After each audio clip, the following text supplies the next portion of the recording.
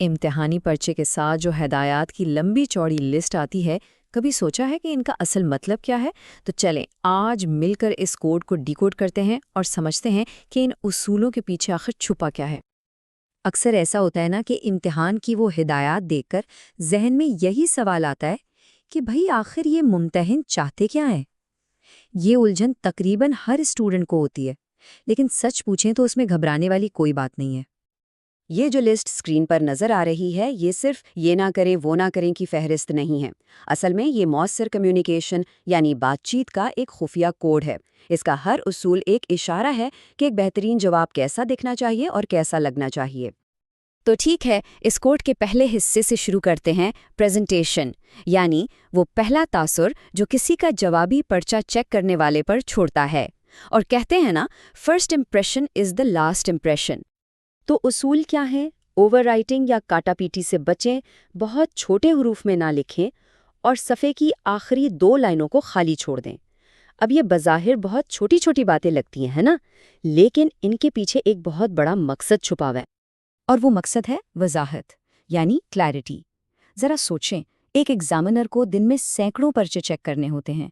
ایسے میں اگر لکھائی صاف، ستھری اور واضح ہوگی تو اسے جواب سمجھنے میں کتنی آسانی ہوگی اور ایک اچھا تاثر بھی پڑے گا۔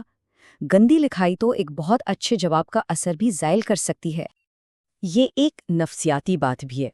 ایک صاف ستھری پریزنٹیشن اصل میں ایک واضح اور منظم سوچ کی نشانی ہوتی ہے۔ اس سے چیک کرنے والے کو یہ پیغام جاتا ہے کہ لکھنے والا اپنے خیالات کو لے کر بالکل کلیئر اور پر اعتماد ہے۔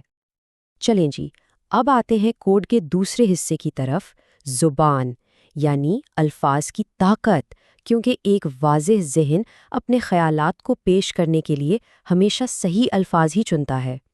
ہدایات میں ایک بڑا دلچسپ اصول ملتا ہے، کنٹریکشنز، یعنی ڈونٹ یا آئل جیسے چھوٹے الفاظ استعمال نہ کریں۔ اب سوال یہ ہے کہ بھلا اس چھوٹی سی بات پر اتنا زور کیوں دیا جاتا ہے؟ یہاں فرق بالکل صاف ہے۔ جب کوئی کہتا ہے won't work تو یہ عام بول چال کا انداز لگتا ہے، لیکن جب کوئی لکھتا ہے will not succeed تو اس تحریر میں ایک علمی اور سنجیدہ وزن آ جاتا ہے۔ اس سے ظاہر ہوتا ہے کہ لکھنے والا تعلیمی ماحول کے آداب کو سمجھتا ہے۔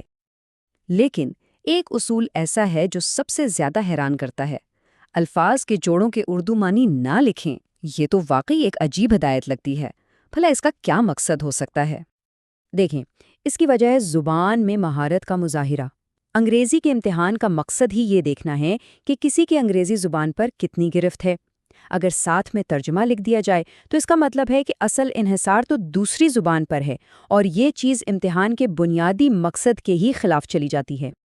تو اہم نقطہ یہ ہوا کہ الفاظ کا انتخاب بہت سوچ سمجھ کر کیا جائے۔ ایسے الفاظ جو نہ صرف بات کو صحیح طریقے سے بیان کریں بلکہ یہ بھی دکھائیں کہ لکھنے والے کو الفاظ کے مثبت اور منفی پہلوؤں کا بھی اندازہ ہے۔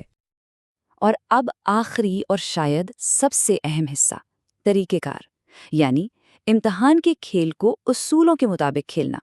یہ دکھاتا ہے کہ ہدایات کو سمجھنے اور ان پر عمل کرنے کی صلاحیت کتنی ہے۔ اچھا، تو اس کھیل کے 2 بڑے اصول ہیں۔ پہلا، سوالوں کے نمبر اپنی مرضی سے نہیں بلکہ سوالیہ پرچے کی ترتیب سے لکھیں، اور دوسرا، اپنے جوابات میں کتاب سے حوالے یعنی ثبوت دینا نہ بھولیں۔ اب طریقہ کار پر عمل کرنے کا مطلب سختی یا لکیر کا فقیر بننا نہیں ہے۔ اس کا اصل مقصد ایگزامینر کی مدد کرنا ہے۔ جب جوابات ترتیب سے اور ثبوت کے ساتھ لکھے ہوں تو چیک کرنے والے کے لیے انہیں ڈھونڈنا، سمجھنا اور صحیح نمبر دینا بہت آسان ہو جاتا ہے۔ تو چلیں اس سارے کوڈ کا ایک خلاصہ دیکھ لیں۔ اوور رائڈ نہ کریں کا اصول ہمیں وضاحت سکھاتا ہے، جس کے لیے جواب کی منصوبہ بندی ضروری ہے۔ کانٹریکشنز استعمال نہ کریں کا اصول پیشہ ورانہ انداز اپنانے پر زور دیتا ہے، اور اپنا سوال نمبر نہ دیں کا اصول طریقہ کار پر عمل کرنے کی اہمیت بتاتا ہے۔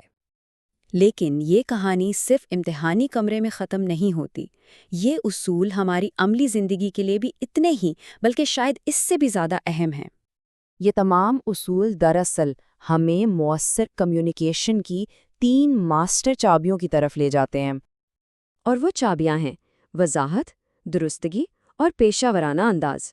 یہ تینوں صلاحیتیں صرف امتحان میں اچھے نمبر ہی نہیں دلواتے، بلکہ دفتر میں ایک اچھی ای میل لکھنے سے لے کر کسی اہم میٹنگ میں اپنی بات رکھنے تک ہر جگہ کامیابی کی ضمانت ہیں۔ اب آخر میں یہ سوچنے کی بات ہے کہ اگر اپنی اگلی دفتری ای میل کو ایک امتحان سمجھا جائے تو ان اصولوں میں سے کون سا اصول سب سے زیادہ کام آئے گا؟ یہ سوال ہمیں یاد دلاتا ہے کہ سیکھنے کا عمل زندگی بھر جاری رہتا ہے۔